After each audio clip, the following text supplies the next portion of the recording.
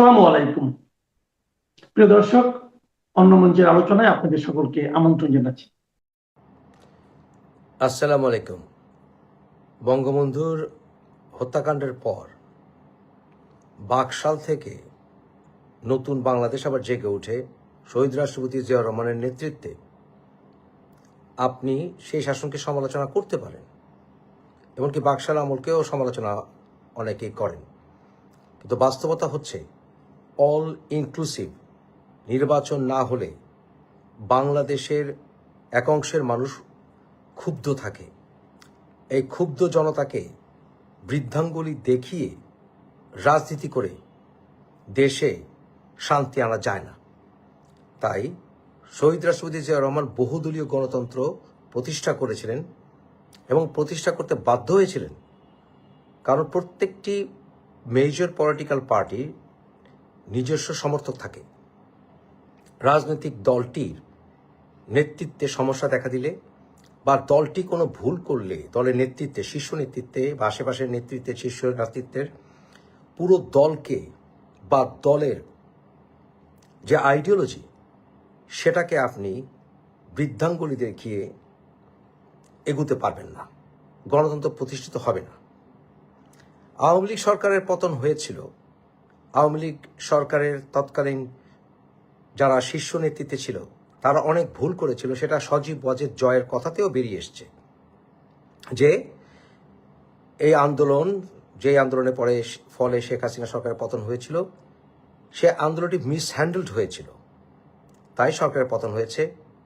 এবং আমরা আইটিভিতে যা বললাম, সজীব ওয়াজেদ জয়ের সাক্ষাৎকারেও সজীব ওয়াজেদ জয় খুব সাহসিকতার সাথে সেটা স্বীকার করেছেন। কিন্তু এর জন্য পুরো আওয়ামী লীগের আইডিওলজিকে, চিন্তাভাবনাকে ফ্যাসিস্ট বলে প্রমাণ করা অন্যায়, অবৈধ, অগণতান্ত্রিক। বিশেষ করে যখন আওয়ামী লীগ দলটি বাংলাদেশকে প্রতিষ্ঠার পেছনে সবচাইতে বড় ভূমিকা পালন করেছে, বিশেষ করে যখন দলটি বাংলাদেশের অন্যতম প্রাচীন একটি দল, বিশেষ করে যখন এই দলটির কোটি কোটি সমর্থক আছে। আমরা রুমিন ফারহানার এই কয়েকটা দিন আগে সাক্ষাৎকারেও সেটা শুনেছি।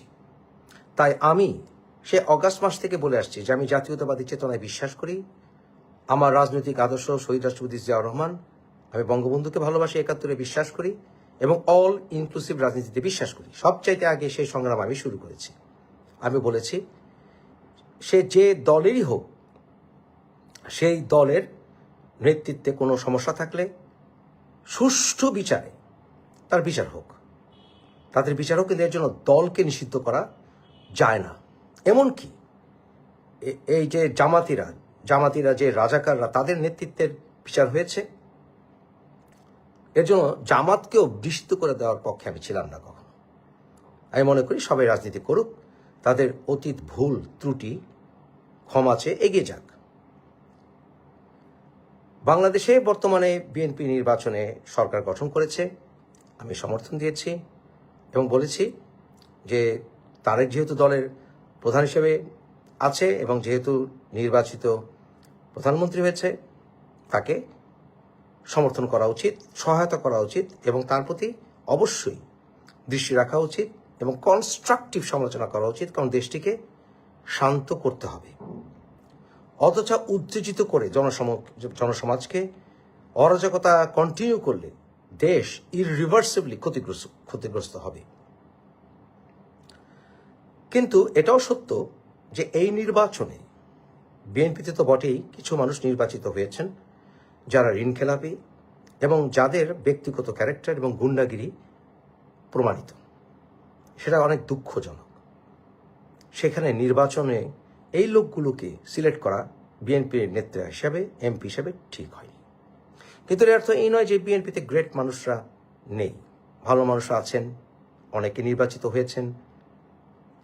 কিন্তু আমরা দেখছি যে জুলাই সনদ ইত্যাদি নিয়ে একটি তোড়জোড় শুরু হয়েছে। সেখানে কিছু বিষয় আছে যেটা আমি একমত, যেমন প্রধানমন্ত্রী দুবারের বেশি না হওয়া একজন, এবং এরকম আরো কিছু বিষয় আছে যেটাতে আমি একমত, আবার কোনো কিছু বিষয় আছে যেতে আমি একমত না। বর্তমান যে পার্লামেন্ট, এই পার্লামেন্টে বিএনপি 2/3 বেশি তাদের মেজরিটি আছে এবং সেখানে বিএনপি চাইলে যা খুশি তা করতে পারে অলমোস্ট। কিন্তু এটাও সত্য, বিপ্লবী সরকার ইউনিট সরকার গঠন করেনি। যেহেতু বিপ্লবী সরকার গঠন করেনি, যখন বারবার বলেছেন বিপ্লবী সরকার গঠন করে সংবিধানকে তখন বাইপাস করা যেত, কিন্তু তা করেনি।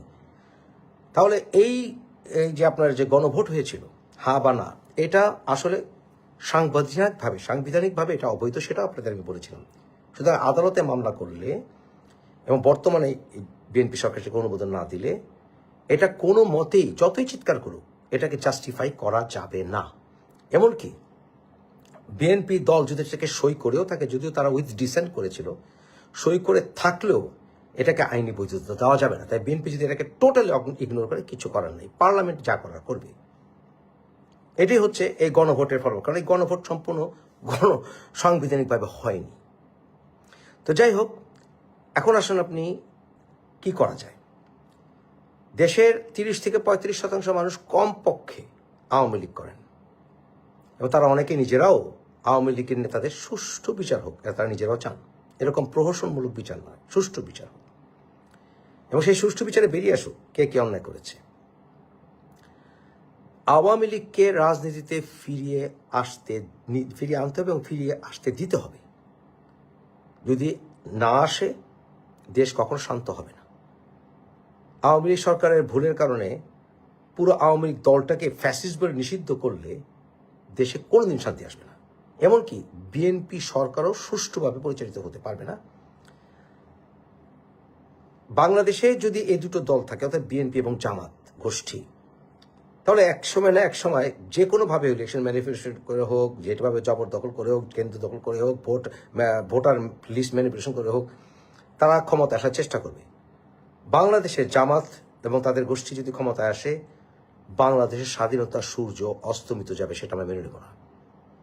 তাই দুটি দল, বিএনপি এবং আওয়ামী লীগ, তার স্বাধীনতার পক্ষের দল। বাংলাদেশের নৈতিকতার গোড়ার দিকে তারা একমত। তাই আওয়ামী লীগকে ফিরিয়ে আনতে না পারলে অপশক্তি, তারা আসলে গণতন্ত্রে বিশ্বাস করে না। এই যে আপনার জুলাই সনদের ভেতরে গণতন্ত্র নাই বললেই চলে, এগুলি মেনে যাওয়া যাবে না, এসব ছলচাতুরি মেনে যাওয়া যাবে না। তাই আওয়ামী লীগকে সাথী হিসেবে আনতে হবে, কারণ শক্তিশালী বিরোধী দল দরকার, সেটা আওয়ামী লীগ।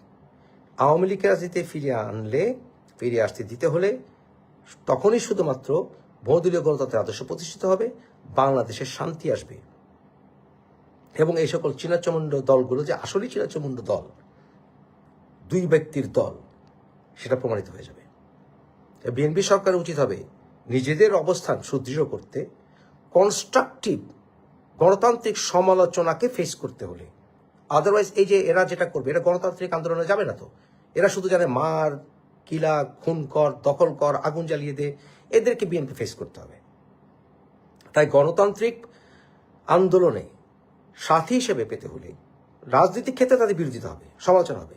আওয়ামী লীগকে রাজনীতিতে দ্রুত ফিরিয়ে আনতে হবে।